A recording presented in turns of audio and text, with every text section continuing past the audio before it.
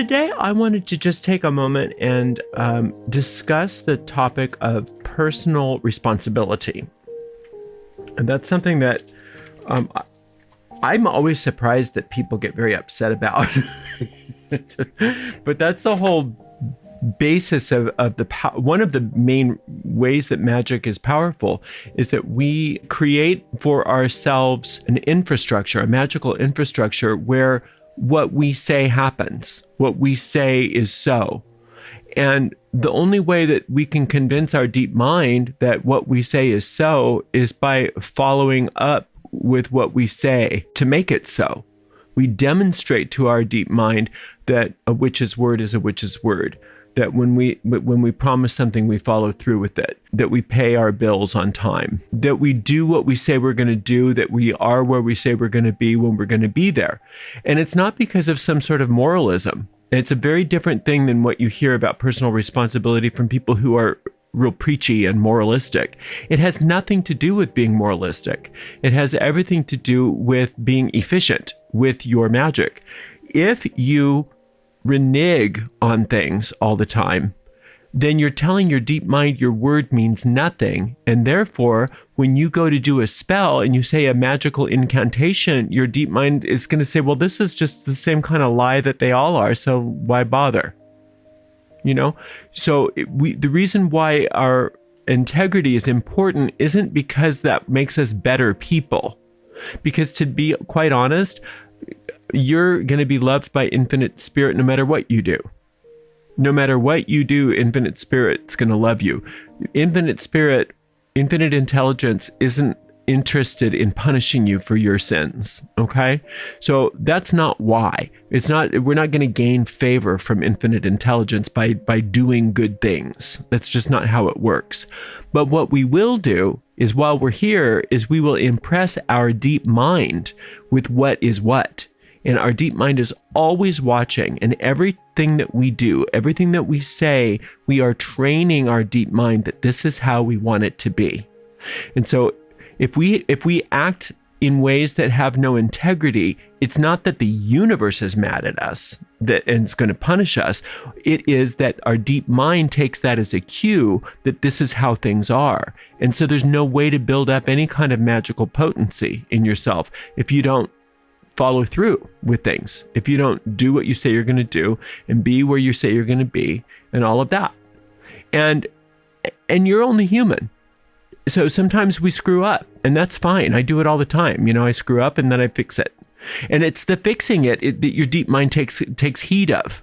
Your deep mind says, oh, we really do want everything to be the way we say it. Even when he or she messes up, we always fix it. So this really does work. We really do have our word really does hold power. So you know, it's not like all is ruined if you mess up. It's just that you make it good. You do your best to fix it. And your deep mind takes note. And if you can think about things from that point of view, that it's not so much that there's somebody out there that's going to give me rewards or punishments based on my actions because now I'm a good person or a bad person or this, you know, that's not even in the realm of what we're talking about. That moralism is really a problem in our society because then people walk around feeling guilty, you know, for no reason at all. And that doesn't help us at all. So that's not what we're talking about. But it is very powerful to approach everything that you do as being, I am now training my deep mind. My deep mind is taking note, and I'm now training my deep mind that this is what my power looks like. And so so for instance, if you steal something from the office, even if it's just some paper clips, your deep mind says, oh, we don't have enough. We can't get our needs met. I guess those money spells don't work because he's got to, or she's got to steal. Okay, got it. That's what's happening. I get it. You know, nothing moralistic. It's just that your deep mind says, oh, none of this works. I guess we don't have prosperity because they need to steal, you know?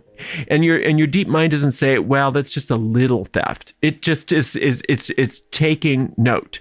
You lie about something. Oh, I guess our word isn't true. I guess our word isn't true. So that must mean that none of those incantations are true. Got it. Got it. Well, I'll make sure that we now say in our spells or any of those affirmations or any of those things that this person is doing, I understand now that it's all a lie. That's how it is. And so your deep mind says, got it. Thanks for sharing.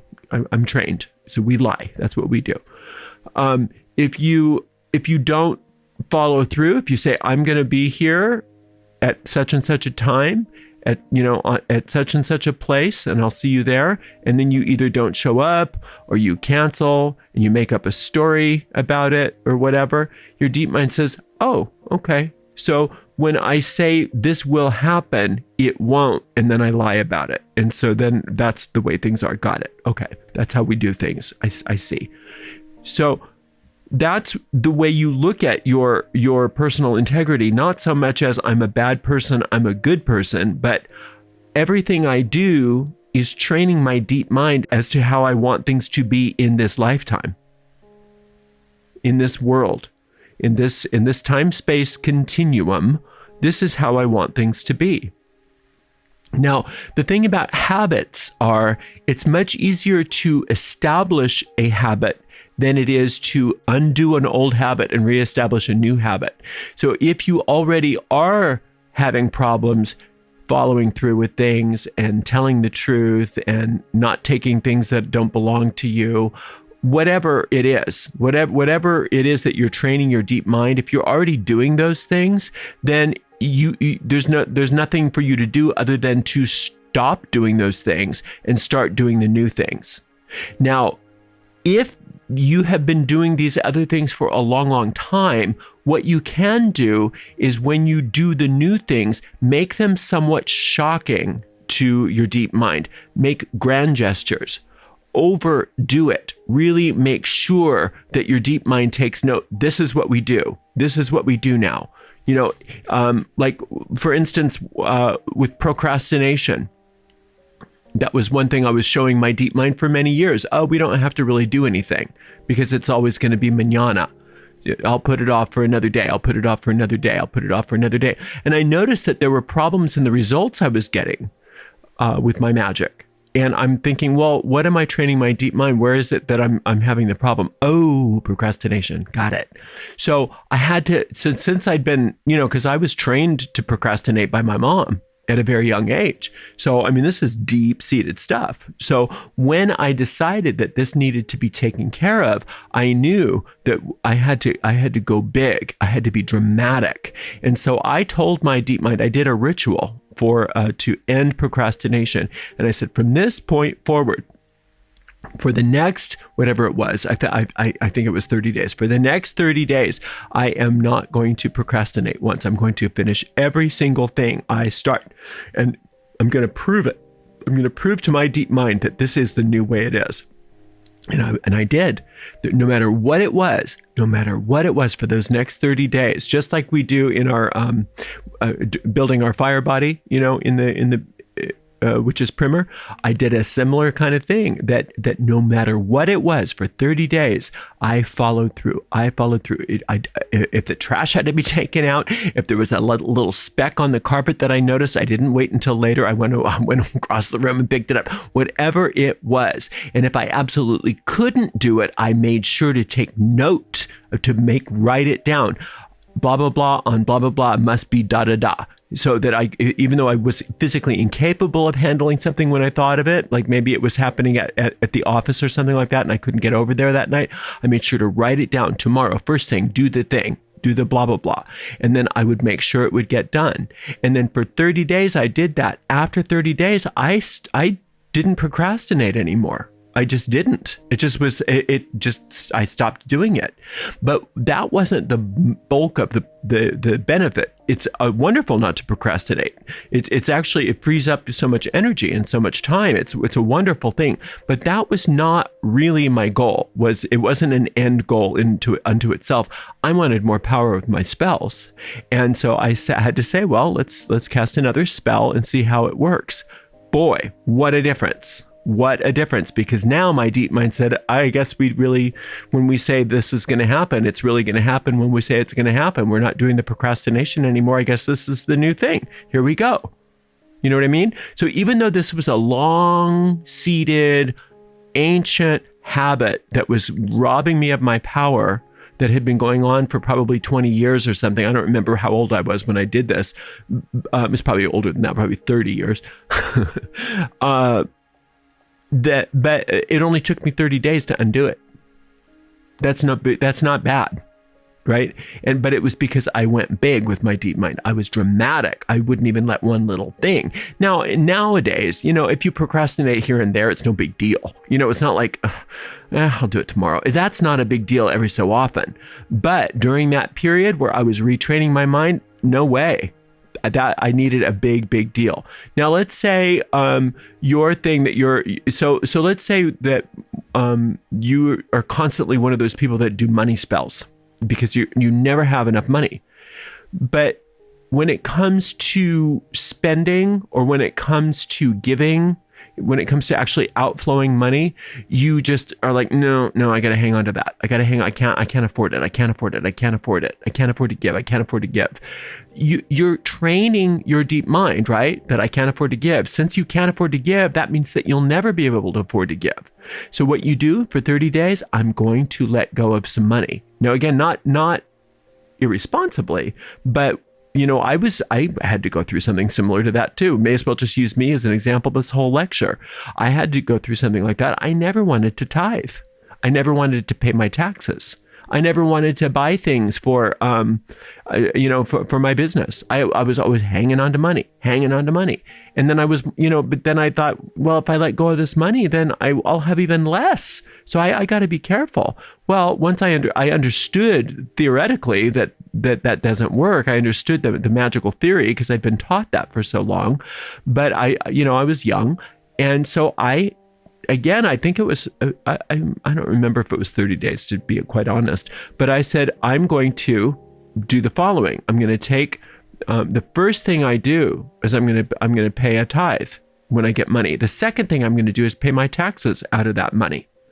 And when I started to do that, I was freaked out, but I said, no, this is just an exercise. For 30 days, I'm demonstrating to my deep mind, or whatever, however long it was, I'm demonstrating to my deep mind that there is a surplus. There's a divine surplus. There's an outflow, and I'm not hanging on to it. I'm not hanging on to this money. I'm stopping this I can't afford it thing. I'm not doing that anymore. So I did it. And I was just like clockwork. Every time money came in, I would give 10% of it away to wherever it was going. I don't remember, some place. And then I paid my taxes right out of that. And then the rest of it, I just did my normal stuff with.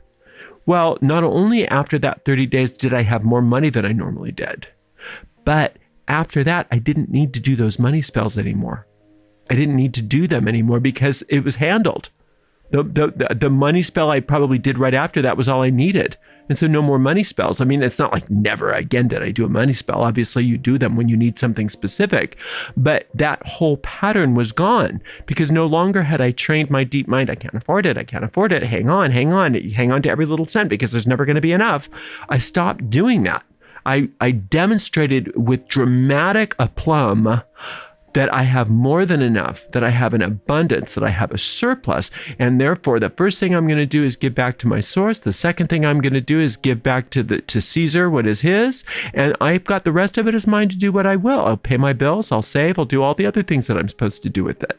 And my deep mind took note. And it only took me however long it was, 2 weeks, 3 weeks, 4 weeks. I don't remember how long I did that. But it's never more than 30 days, never more than an entire lunar cycle, maybe 28 days. And that's plenty, right? So maybe for some of you, it's health problems. Some of you, your personal integrity regarding health. But at the same time, so maybe you have this recurring issue, but your health issue. But if you really look at your behavior, you don't really take care of yourself. You don't really put your health as a high priority. You don't get enough rest. You don't eat well. You don't exercise. You don't do those things that your body craves and needs in this world. And so then when you get sick, and you do a healing spell, your deep mind says, well, what's this? You don't do anything. You don't care about your body. So why? I don't understand. It doesn't compute. So the healing spell is just nothing. But if you took 30 days and said, no matter what, I'm going to make a list of all the things that is in my power to do that are going to make me healthy. And I'm going to do this list for the next 30 days, every single day, everything on this list. I'm going to eat like this. I'm going to rest like this. I'm going to exercise like this, right? And you just prove it to your deep mind, not because those 4 weeks are going to, because of those activities that you're going to get healthy, although you will. Those will contribute to your health. But that's not why we're doing it. We're doing it because we're training our deep mind that we now have integrity with our health, that we mean what we say. And so therefore, if we have something going on with our health, no, we love our health. We love our body. We take care of our body. Therefore, we have all power over our body. So our deep mind is saying, yes, we love our body. We care for our body. Therefore, we are healing our body. And it agrees with you. You're not at odds with your deep mind, because your deep mind doesn't care what you say. It cares what you do. You can't fool it. You can't lie to your deep mind and expect it to say, oh, okay. It only sees what you do. It's that constant honesty inside of you that says, yeah, no, but that's not true. You don't care about this. You don't do about that. You don't say this. You don't do these things. So you say you want all this stuff with magic, but from the deep mind's point of view, you say you want me to do these things, but your actions are the opposite. So I'm confused, because you can't talk to your deep mind. I mean, I say that your deep mind is responding verbally like that. That's just for the sake of for illustration. But your deep mind doesn't speak in words like that. Your deep mind speaks in emotions and pictures and symbols. And so every time you do something, you are performing a ritual. And that ritual is what your deep mind says, oh, this is how things are. Got it.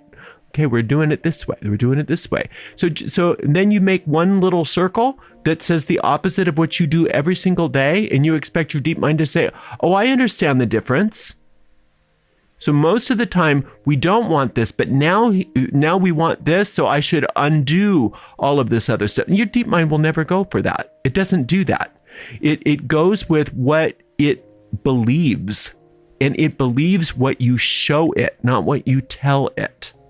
So that's why personal integrity is so important for magic, not because it makes you a, quote, better person. It doesn't matter if you're a better person. There's no better or worse person. There's only good and bad behavior, right? So like I said, infinite intelligence you're not going to change its opinion about you, because it already loves you 100%. There's no more that it could love you than what it loves you now, because it loves you eternally. So you're not going to change infinite intelligence's opinion of you. You're not going to change spirit's opinion of you. That's not why we're doing this. It's not like God's looking down upon you and saying, oh, my child is so wonderful, and now we will bless my child because of all of the wonderful works. No, that's not really what's happening, because God, looking down upon you, if you want to use that symbol, only sees you as its child, as their child, and loves no matter what, doesn't understand anything but its love for you, right? But your deep mind in this world, that's where the power as far as your circumstances go in this world. And so your deep mind does watch every little thing you do. It does take an accounting of everything that you say. It does. That's why you're able to go to a skilled hypnotist and recall things that you can't normally remember, because they're all still in there. Okay? So if you start to show your deep mind what you want with your behavior, then your deep mind will agree with you when you also give it ritual suggestions in your spells. They have to jive. They have to be in harmony. They do. And if you have had problems with integrity in the past, like I said, it's fine. You can reprogram your deep mind just by doing, like I said, this is how it used to be, but this is how it is now. And your deep mind will accept it as long as you're showing it, as long as you're showing up, doing the things that you say you're going to do, being where you're going to be, taking care of the things that you need to take care of, having the personal integrity. All it does is show the deep mind that you mean business and that you're powerful. That's all you're doing it for. It doesn't make you a better person, and it doesn't make you a worse person if you lack some integrity from now and again. It doesn't. Okay, so get off the moral thing. It's not about being guilty or feeling guilty about things. Everybody makes mistakes. Everybody it's a spectrum of how much personal integrity you're willing to demonstrate. But the more personal integrity that we're willing to demonstrate, the more the deep mind takes note that and integrity means just that what you say on the inside and what you are asking for are in accord. You're not saying one thing and doing another. Because if you're saying one thing and doing another, what does the deep mind believe? What you're doing, not what you're saying. If you're lying, but you're doing a truth spell, what? That'll never compute. But if you start telling the truth for 30 days, no matter what comes out of my mouth for 30 days, it's going to be the truth, even if I think it's going to hurt. I'm going to tell the truth. And if you do that, that's a big, bold gesture that you're showing your deep mind. It takes notice and says, the truth is what we're doing now. Got it. See what I mean? So personal integrity, don't think of it in moralistic terms. Think of it in practical terms. So you can start today by making lists of things that you want and asking yourself, what am I demonstrating to my deep mind in regards to this that I can change now in a dramatic way so that my deep mind starts to operate in accord with my desires rather than in accord with my actions. Thank you so much for spending some time with me today. It's always my great pleasure. I cannot wait to work with you again. And until next time, blessed be.